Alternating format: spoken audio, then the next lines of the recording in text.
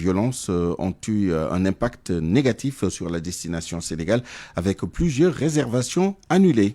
Awa Sow, la présidente du collectif des acteurs du tourisme, interrogée par notre correspondante sur place, Ndeye Matidian. À l'occasion de ces célébrations de notre 3e anniversaire, marquée par une journée de randonnée gourmande à la lagune de la Somone, nous avons décidé de poser un geste fort en portant 4 plaidoyers majeurs. Plaidoyer pour des élections législatives apaisées. Son Excellence le Président de la République a fait un message dans ce sens-là, donc ça nous concerne. Plaidoyer pour l'intégration de l'artisanat dans l'offre touristique vers un tourisme durable et inclusif au Sénégal. Plaidoyer pour la préservation de la mangrove. Promouvoir le tourisme et la consommation des produits du terroir, des produits consommables comme ce que nous avons eu à voir aussi quand on a visité les femmes transformatrices de produits du terroir. Ces contributions, enjeux des réflexions des membres engagés du CATS, s'inscrivent dans notre mission de repenser et d'enrichir l'offre touristique au Sénégal. Elles abordent des enjeux cruciaux qui, ensemble, tracent les contours d'un développement harmonieux et responsable de notre secteur. Ces 4 plaidoyers sont une transmission de notre vision, un tourisme au service du progrès social, de la protection de l'environnement et du rayonnement culturel. Ils illustrent notre engagement à travers un Sénégal, une destination exemplaire en matière de tourisme durable et inclusif. Nous invitons l'ensemble des acteurs, institutions et citoyens à se joindre à nous dans un élan afin que chaque geste en faveur du tourisme soit aussi une action en faveur de l'avenir du secteur. RFM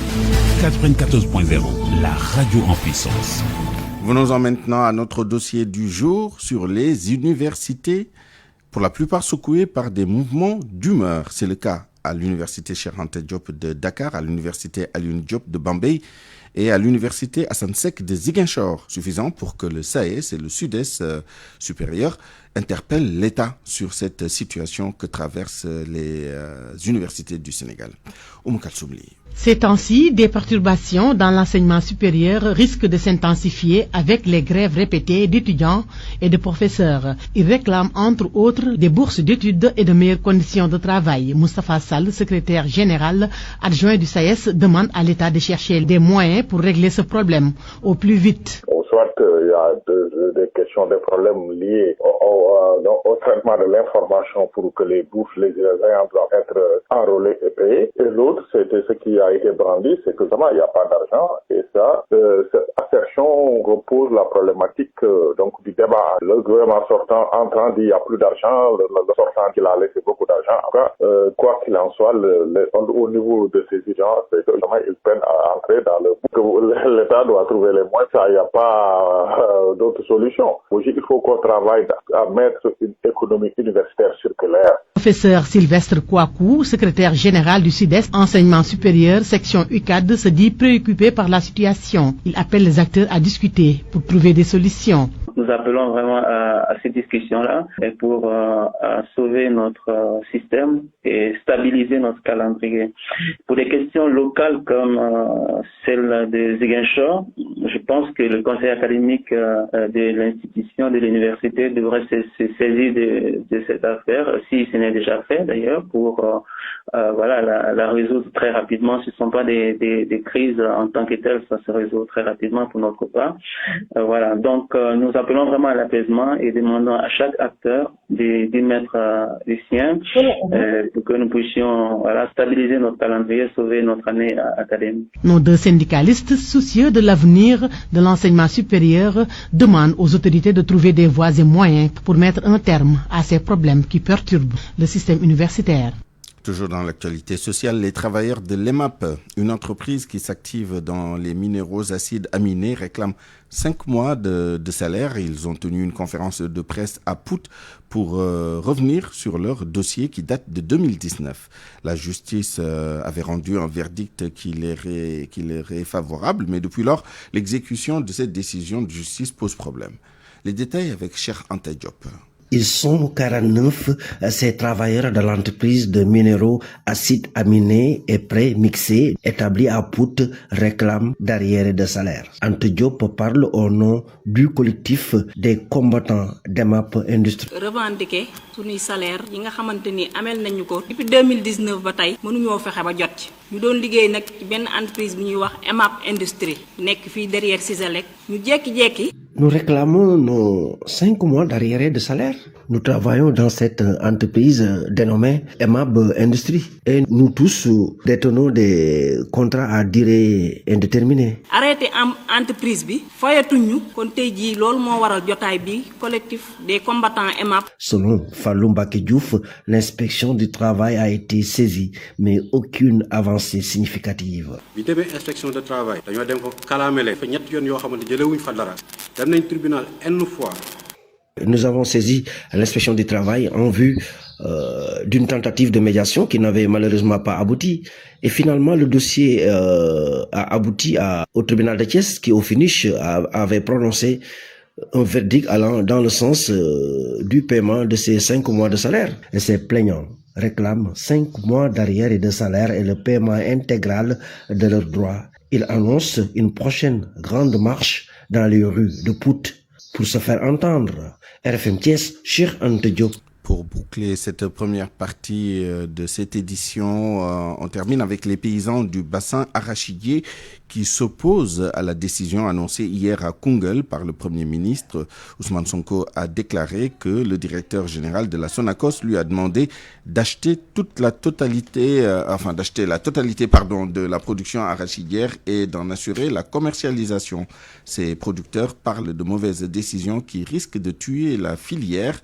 Écoutons Chertidiane Sissé, président de l'association des paysans du bassin arachidier, au téléphone avec El Hadj Ndioko Diène. Nous avons entendu le Premier ministre Ousmane Sonko se prononçant à l'étape de Koungheul en disant que le directeur de la Sonacos lui a signifié qu'il faut qu'il parle à son ministre des Finances pour qu'on lui donne assez d'argent ou qu'on lui finance assez d'argent pour acheter la totalité des graines. Et ces totalités des graines, il structure une partie et le reste, il les revend aux Chinois. Ça, nous ne pouvons pas l'accepter. Et ça, c'était un vieux combat de l'ancien régime. Parce que autant Fada, il voulait faire de cette même manière. Mais nous ne pouvons pas accepter des intermédiaires. Nous, paysans, on a toute la capacité pour revendre nos graines aux Chinois. Donc, on ne peut pas avoir un intermédiaire qui gagne de l'argent au dos du monde rural. Et que nous savons que même la Sonacos, ce qu'elle dit n'est pas possible parce qu'ils n'ont pas de machine pour structurer. Donc, tous les graines qu'ils vont acheter, ils les revendent aux Chinois. On nous a dit qu'ils vont arrêter l'exportation. Mais quand on arrête l'exportation et qu'on donne un intermédiaire qu'il achète ça, qu'il revende ça à un Chinois, mais c'est de la même manière qu'on veut instaurer l'exportation. Donc, je pense que ces effets d'annonce ne méritent pas de la bouche d'un Premier ministre. Avant de parler, il faut savoir les tenants et les aboutissants. C'est ça le problème. Mais parler pour parler, je pense que ceci, nous ne l'accepterons pas et nous disons que nous sommes prêts à s'opposer sur ça pour que cet intermédiaire-là n'existera pas. RFM. L'actualité internationale. Le journal international avec vous, Anna Rocha, bonjour. Bonjour Souleymane, bonjour à tous. D'abord, les inondations catastrophiques à Valence. L'Espagne démarre un deuil national de 3 jours. Et pour l'heure, il n'est pas possible de donner le nombre de disparus selon la ministre espagnole de la Défense. Les recherches en tout cas se poursuivent. Le dernier bilan provisoire fait toujours état d'au moins 95 morts et de la disparition de dizaines d'autres personnes. La Guardia Civile espagnole a réalisé jusqu'ici 3400 sauvetages depuis mardi, surtout dans la province de Valence. Mais le nombre de personnes encore isolées est estimé à 300. Ces inondations sont les plus dramatiques en Espagne depuis août 1996. 3 jours après l'attaque de Boko Haram au Tchad, la société civile prépare un plan d'action pour sécuriser le lac Tchad. Une réunion inaugurale du comité de pilotage des organisations de la société civile du bassin du lac Tchad a eu lieu hier mercredi à N'Djamena. Les organisations de la sous-région invitent les autorités à mieux impliquer les communautés locales dans la lutte contre Boko Haram. L'attaque du dimanche 27 octobre dernier sur une base de l'armée tchadienne a entraîné la mort d'au moins 40 personnes. Le deuil national décrété par le chef de l'État tchadien se termine ce jeudi. Et puis au Mozambique, les réseaux sociaux sont coupés en pleine contestation électorale. L'accès aux réseaux sociaux et à la messagerie WhatsApp est interrompu ce jeudi au moment où l'opposition appelle à de nouvelles manifestations pour contester encore les résultats des élections. Le chef de l'opposition a appelé à une grève nationale à partir de ce jeudi vendredi et ce jusqu'au 7 novembre. Koumba Sandiane Faye. C'est la deuxième fois en moins d'une semaine que le Mozambique est coupé du reste du monde. Vendredi dernier, déjà, une panne générale d'Internet chez les différents opérateurs mobiles avait duré plusieurs heures. Aujourd'hui aussi, les réseaux sociaux sont coupés, de même que la messagerie, WhatsApp, des restrictions. Au moment où l'opposition appelle de nouveau à manifester, selon l'AFP, la police a multiplié les envois de SMS entre mercredi soir et jeudi matin pour demander aux habitants de ne pas participer à des actes de sabotage. Le procureur général a également publié un communiqué pour avertir toute personne qui cause des dommages matériels au personnel sera punie. L'annonce des résultats officiels de l'élection du 9 octobre a déclenché des manifestations qui ont entraîné des morts dans plusieurs villes du pays. L'opposition a déposé dimanche un recours devant le Conseil constitutionnel pour exiger un nouveau comptage des voix. La commission électorale a déclaré Daniel Chapo, 47 ans, du parti Frélimo, au pouvoir depuis 49 ans, vainqueur de l'élection avec plus de 70% des suffrages. C'est tout, Souleymane, pour cette page internationale. Merci Anna Rocha, à 12h20. RFI Sport.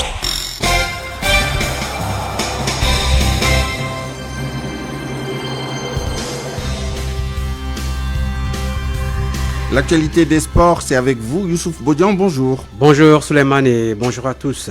Football pour commencer, tournoi de l'UFOA, zone A, les demi-finales prévues demain vendredi à Thiès. Au stade La Dior de Thiès à 15h, le Sénégal affronte la Guinée-Bissau.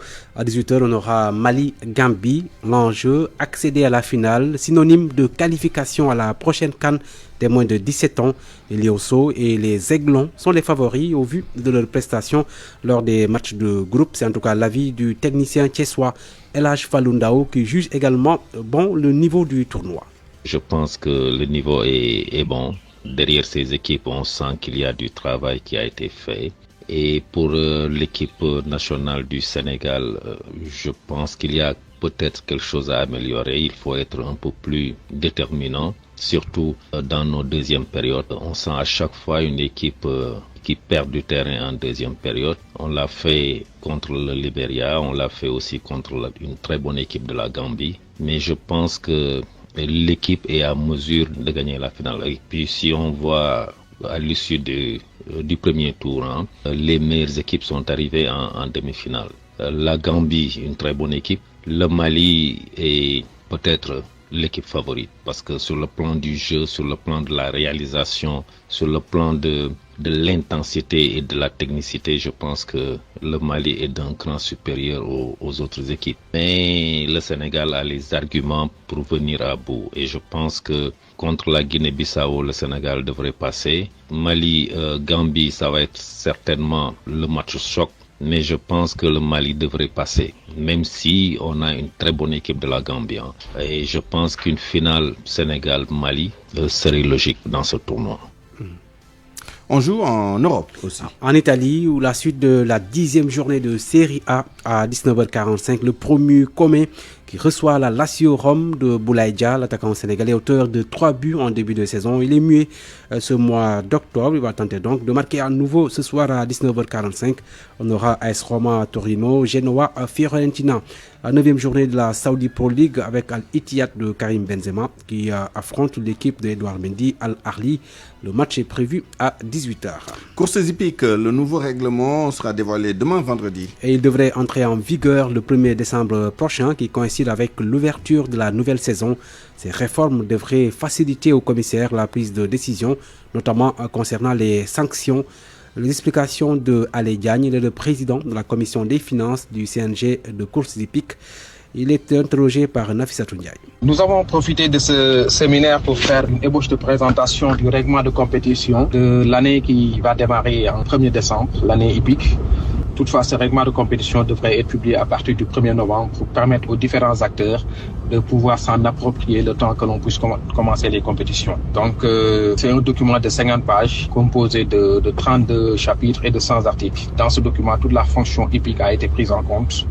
et tous les acteurs socio-professionnels également, que ce soit les jockeys, les entraîneurs, les propriétaires, les amateurs, les maréchaux ferrants. Tous ces acteurs socio-professionnels également ont été pris en compte. C'est un outil assez complet qui permettra aux commissaires de faire leur travail convenablement. Cela leur facilitera la prise de décision et également les prises de sanctions et ainsi que les décisions autres. Donc c'est un document où il y a eu quand même des améliorations majeures pour permettre de mieux recadrer cette fonction courses hippiques. Il se pourrait éventuellement qu'en cours de saison qu'il y ait des améliorations mineures, mais ce seraient des améliorations qui ne devraient pas impacter les grands chapitres tels que la classification, les qualifications au Grand Prix et les sanctions.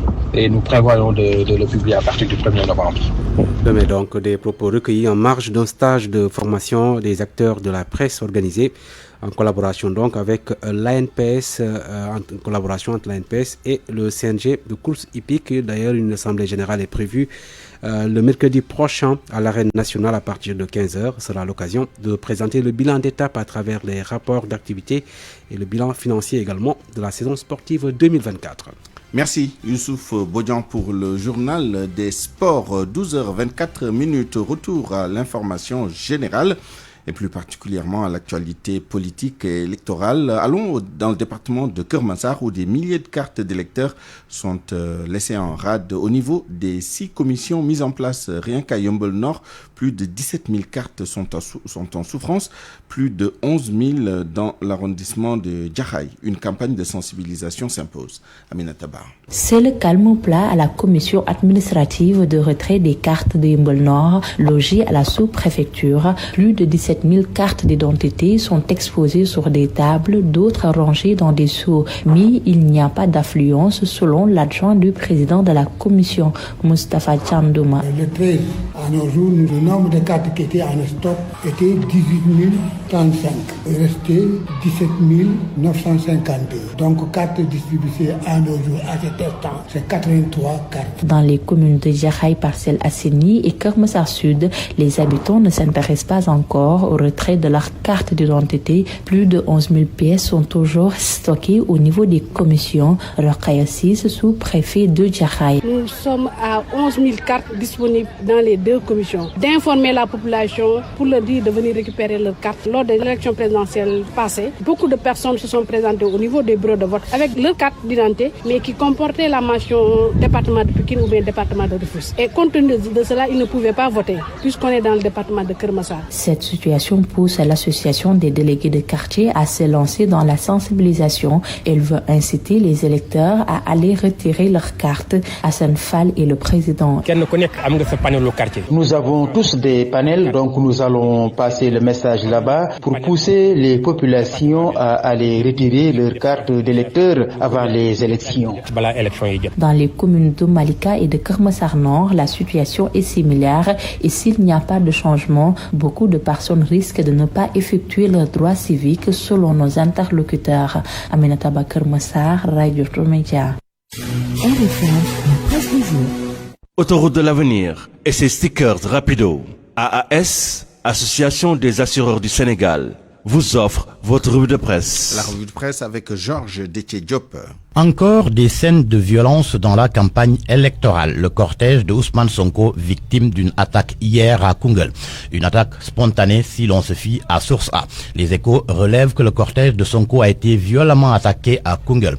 Une attaque que Vox Populi attribue à Taku Walou, ce que dément Fatou Sall dans les Échos. Elle confie au journal que ce sont les éléments de Ousmane Sonko qui les ont attaqués. Ils ont eu 11 blessés et compte porter plainte contre Ousmane Sonko.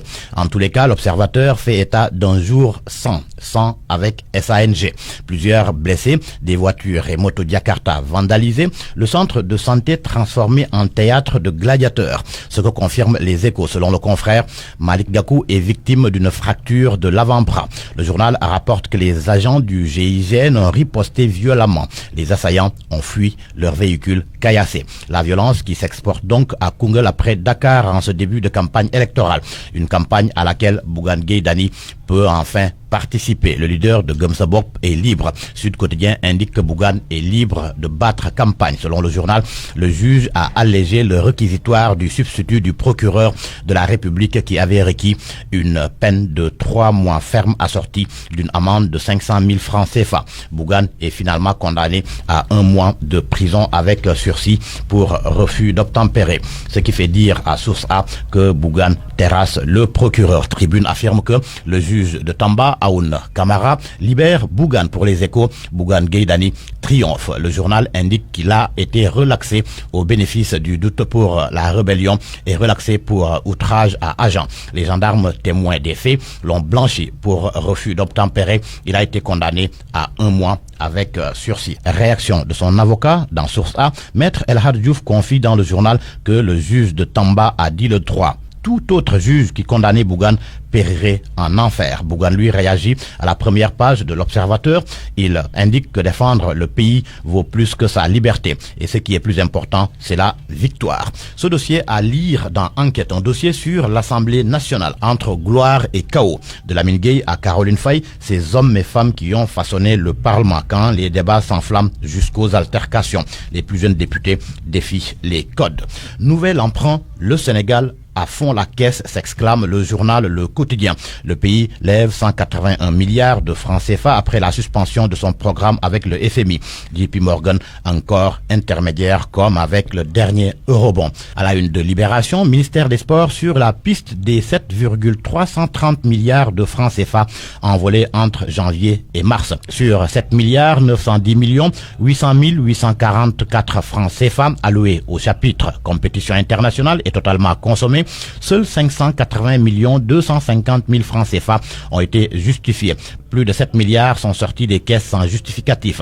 Plus de 7 milliards alloués à une rubrique du même chapitre dénommée autre achat de biens. Plus de 7 milliards de francs CFA dépensés, d'où une disponibilité actuelle de 744 francs CFA. Selon le journal, un montant de 40 millions de francs CFA avait été alloué à la rubrique dénommée billets d'avion, agents de famille. Seuls 148 000 francs CFA sont actuellement disponibles. Les sports pour boucler à la une de Record, Ligue Gap, auteur d'un splendide but. Pape Matar met à genoux les Citizens. Et pour ce qui est du futur sélectionneur des Lions du football, Pape Fall, selon le journal, veut succéder à Aliou Cissé, Hubert Vélude et Philippe Montagnier également. À vos kiosques et bonne lecture. Autoroute de l'avenir et ses stickers rapido. AAS, Association des assureurs du Sénégal, vous ont offert votre revue de presse. C'est la fin de cette édition à 12h31. Je vous remercie de l'avoir suivi. Merci à toute l'équipe qui l'a préparé et réalisé. El Hadj Ndiogoudien à la rédaction en chef, Barthélémy Ngom à la coordination, à la mise en onde Maïssa Mbaye et à la production Cheikh Tidiane Senghor. À 13h, le grand journal en Wolof vous sera présenté par Barthélémy Ngom. Dans un instant, le journal de la campagne électorale avec vous, Georges Déthié Diop. Bonjour. Bonjour Souleymane.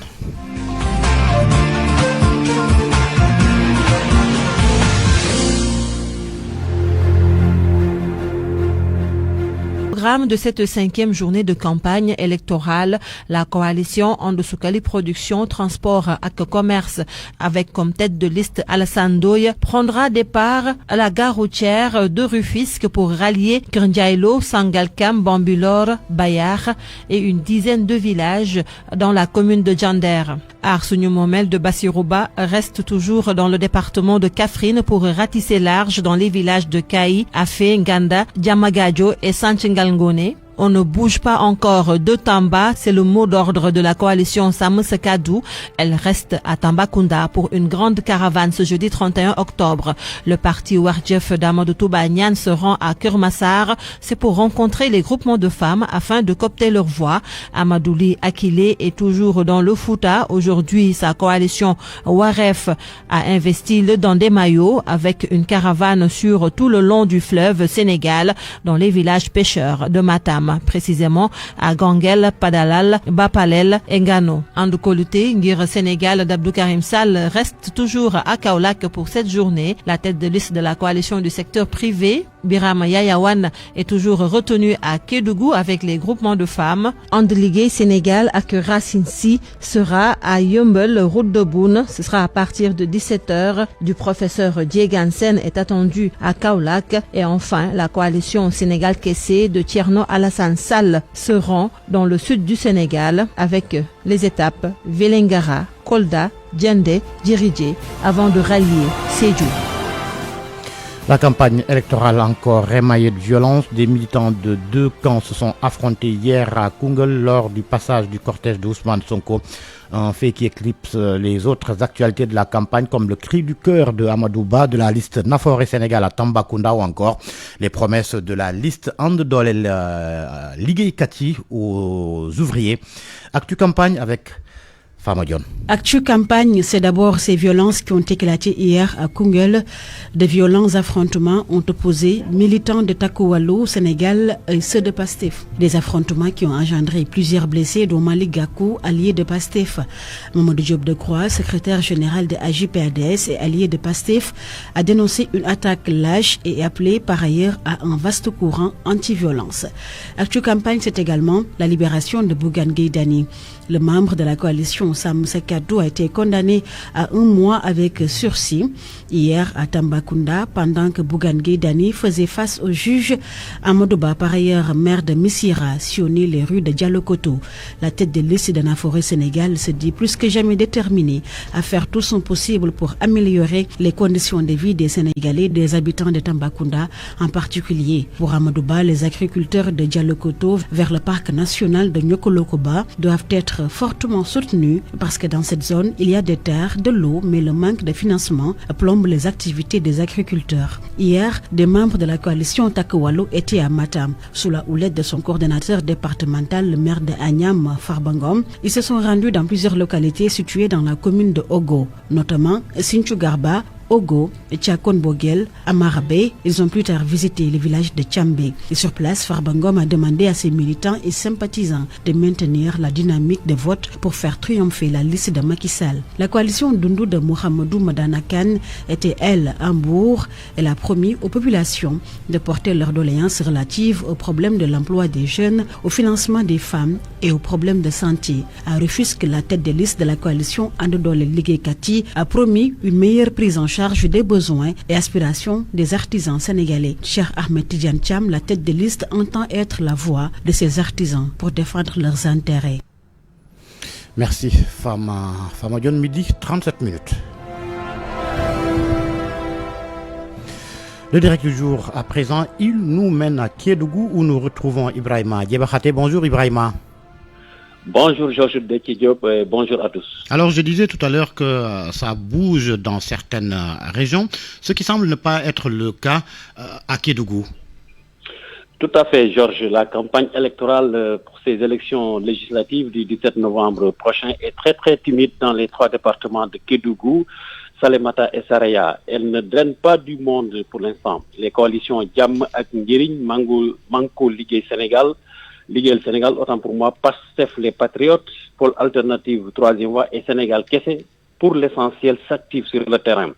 Après des caravanes organisées ça et là, qui n'ont pas drainé des foules, ces coalitions et partis politiques ont changé de stratégie en multipliant les visites à domicile. Et mieux, Georges, en se rendant même dans les champs, car vous n'êtes pas sans savoir qu'en cette période, Georges, c'est la période des récoltes et la surveillance des champs. Ce qui fait que la plupart des populations sont actuellement dans les champs et d'autres, Georges, dans les sites d'orpaillage. Donc, vous voyez que, Georges, la mobilisation des électeurs autour de cette campagne électorale n'est pas encore effective. Peut-être qu'avec ces stratégies de porte-à-porte, des visites à domicile et des visites dans les champs, pourrait encourager la mobilisation des électeurs dans les jours à venir avec l'arrivée annoncée de certaines têtes de liste nationales dans la région de Kédougou, Georges. Merci beaucoup Ibrahima Diébakhate en direct de Kédougou.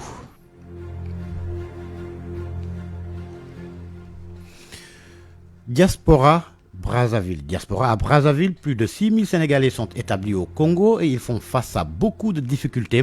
Pas de consulat là-bas, l'établissement de documents administratifs, un véritable casse-tête selon Ousmane Ngalan, Sénégalais vivant au Congo.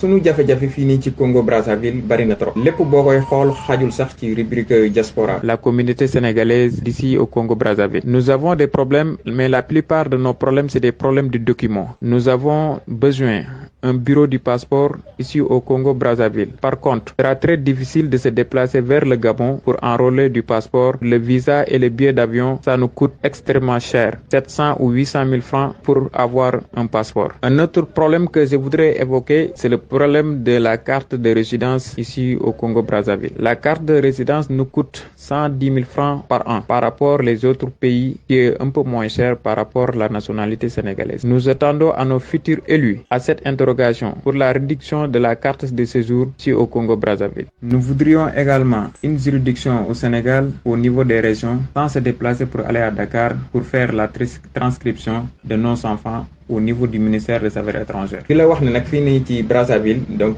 2000 et quelques Sénégalais ci statistiques yi nga xam ne moo wér moo fi nekk ci capitale bi rek. Donc boo demee ba ci capitale économique bi nga xam ne mooy Pointe-Noire li fa nekk ci Sénégalais mën na 4000 Sénégalais sans compter aussi Sénégalais yi nga xam ne ñu ngi ci yeneen régions yi. Des propos de Ousmane Ngalane, Sénégalais établi au Congo, recueillis par Fama Dione.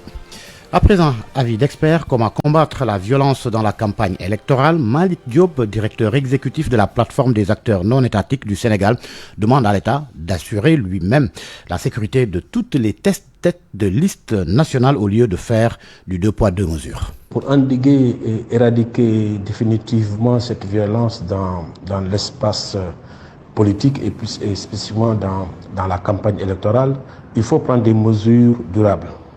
Des mesures durables. D'abord, il faut supprimer. Je pense que les missiles, les milices, les gardes rapprochés, il faut les organiser. Imaginez, on a 41 têtes de liste et chacun assure sa sécurité. Avec des gens avec des gros bras qui ne maîtrisent pas et qui sont là juste pour semer déjà des phases de désordre. Donc, il faut que le ministère de l'Intérieur, l'État, organise et même s'il faut supprimer ces protections-là, ces missiles, ces gros bras, il faut le faire. Ça, je pense, c'est une action majeure à faire. Maintenant, il faut d'abord, après, organiser la sécurité de ces têtes de liste-là. On ne peut pas aussi les laisser comme ça parce qu'ils ils mènent en campagne, dans les villages, au cours des nuits, etc. Donc, il faut que leur sécurité soit assurée par l'État. Je pense que cette question a été posée avec les événements de Pur à Tamba. Donc il faut que cette question, qu'on puisse la remettre sur la table et qu'on puisse assurer la sécurité des têtes de liste. Ça, et des caravanes. Je pense que ça aussi, c'est secondo. Troisièmement aussi, il faut arrêter cette rupture de l'égalité parce que quand les gens s'engagent à assurer leur propre sécurité, ça se fera en fonction des moyens des uns et des autres. Et naturellement, les candidats du pouvoir disposent plus de moyens parce qu'en même temps, c'est le Premier ministre qui se déplace. Donc, sa sécurité aussi est assurée. Mais c'est comme si le président se déplaçait ou était en campagne. Donc, il faut qu'on organise et arrêter cette rupture de l'égalité et assurer la sécurité de tout le monde. Mais c'est à l'État d'assurer la sécurité des biens et des services des populations. Et ceci, c'est un engagement qu'il doit faire. Voilà un peu pour moi les trois mesures fortes qu'il faut mettre sur la table et exécuter pour que cette violence sorte un peu cette violence cesse dans la campagne électorale. Le portrait du jour. Aujourd'hui, l'on fait connaissance avec Omar Sy, tête de liste départementale de la coalition Diam ak Njeriñ à Mbour. Le chef d'entreprise qu'il n'est pas nouveau dans la politique. Le leader du mouvement Ludiot Yomb a été militant du PDS avant de collaborer avec Macky Sall. Aujourd'hui, Omar Sy soutient Amadou Ba. Omar Sy, chef d'entreprise immobilière. Il est la tête de liste départementale de la coalition Diam ak Njeriñ d'Amadou Ba. L'homme d'affaires est initié en politique par le Parti démocratique sénégalais depuis 1978. À cette époque, il était encore très jeune et s'est fait un chemin avant d'être premier adjoint au maire de Mbour en 2002. Député 2007, mon 11e législature. J'ai été député en 2007 lors de la 11e législature. C'est moi qui ai plaidé pour que le service d'hygiène de Mbour ait un véhicule. Ensuite, j'ai réussi à relever le plateau technique de l'hôpital de Mbour suite à la demande du médecin-chef. Encore en sa qualité de député de la 14e législature et agent immobilier, il avait commencé à démarcher des réformes pour l'accès au foncier à l'Assemblée nationale. Commission de contrôle des opérations. Les séances de la commission de contrôle des opérations domaniales sont très lentes. J'avais proposé qu'elles soient décentralisées. Finalement, il y a eu amélioration. Il n'y a point de développement sans infrastructure praticable, pense Oumar Sy. À Mbour, il en manque et c'est une doléance qu'il veut porter à l'hémicycle en cas de réélection. Sandiara, Ndiaganiao, Khombol, Ngexor, Tentoubab, Tasset, Mbour, Joal, Mbodjen, Tchadjaï, Borou, Bambay. J'avais introduit toutes les demandes de construction de ces axes. J'avais aussi signalé à l'Assemblée que Mbour a des problèmes et qu'il faut la construction de 4 artères. À 10 quartiers. L'homme se décrit comme étant une personne de principe. Interrogé sur la transhumance, il soutient qu'il faut des raisons solides. J'ai été sollicité de gauche à droite, mais je me suis dit qu'il n'en valait pas la peine. Il dit se sentir à l'aise dans la coalition Jam ak Jariñ, le meilleur choix selon lui. Les électeurs de Mbour, je vous demande de voter Jam ak Jariñ, vous n'allez pas le regretter. Ce n'est qu'à la fin de l'entretien qu'Oumar Sy nous rappelle son passé de jeune militant opposant bagarreur. Aujourd'hui, il dit regretter. Avec Abdoulaye Wade, nous avons tout fait. Mais après, je me suis rendu compte que nos actes de violence provoquaient la cherté des denrées de première nécessité. Autant d'Abdoulaye. Daymati Dieng, Mbour, Radio Futur Média. Ousmane Sonko et la transhumance. Très hostile à la transhumance. Ousmane Sonko était catégorique. Aujourd'hui, la position plutôt, a évolué. L'avare avec Koumba Sandiane Faye. Projet bi képp koo xam ne sa loxo set na randaloo alalu réew mi. Ils étaient au pouvoir bénéficiant de tous les privilèges qu'un régime pouvait leur offrir. Le pouvoir perdu au risque de se voir se tirer du luxe dans lequel ils vivaient. Ils s'agrippent et s'allient à la nouvelle équipe gagnante. D'où la transhumance, un des mots les plus entendus en cette période de campagne, des cas fréquents ces temps-ci. Et le parti PASTEF au pouvoir les accueille à bras ouverts. Dans un récent discours, le leader de ce parti se dit prêt à accueillir tout dignitaire de l'ancien régime qui aurait les mains propres et qui n'aurait rien à se reprocher. Ousmane Sonko. Il y a beaucoup de responsables politiques qui se sont manifestés pour soutenir notre liste. Certains sont même des maires, ce qui est bien. Je réitère ici ce que j'ai toujours dit. La porte reste grandement ouverte à toute personne qui a eu des responsabilités et qui n'a jamais été épinglée pour mauvaise gestion. Tous les élus locaux, qu'ils soient avec nous ou pas, ils vont bénéficier du soutien de l'État. Ici à Kaffrine par exemple, le maire n'est pas avec nous, mais l'État va soutenir la mairie. Ça c'est normal, sinon nous allons faillir à notre mission. Je regrette parce qu'à Ziguinchor, le régime précédent refusait de participer à la gestion de la mairie. C'est regrettable, mais nous n'allons pas le faire parce que nous n'allons pas manquer de respect à ces populations, qu'elles votent pour nous ou pas. C'est ça la démocratie.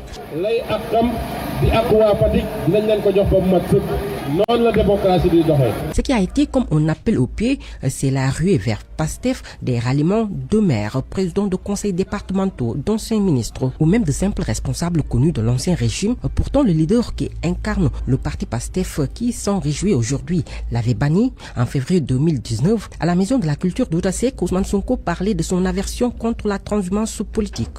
Le président du parti PASTEF déclarait, je cite, « On doit réhabiliter la politique et réconcilier les Sénégalais avec l'éthique par la restauration des valeurs ». Fin de citation. Sonko était convaincu que ce phénomène relevait d'un manque de conviction. waaye liñ daan wax transhumance am na ñoo xam ne foog nañ régime bu ñëw rek mun nañu muusaki waane ba wëlbatikuwaat ñëw tafu ci régime boobu fu waay nekkoon ba le 24 mars des fa ku nekkoon nguur demal opposé wu opposition baa ngi nii yaatu na demal nga opposé wu mais démocratie noonu lay doxee mais tout le temps rek il faut ma takk ci mbir mi ñun nekkuñu ci loolu. N'est-ce pas là un revirement avant le démarrage de la campagne? Déthié Fall, investi par la liste Sàmm Sa Kàddu, désiste pour soutenir Ousmane Sonko suite à une audience avec ce dernier sans son suivi d'autres cas. Merci Koumba Sandiane Faye. Il est midi à presque 50 minutes. C'est la fin du journal de la campagne. Merci à Meïssa Mbaye qui a assuré la partie technique. Bonne suite des programmes sur Radio Futur Média.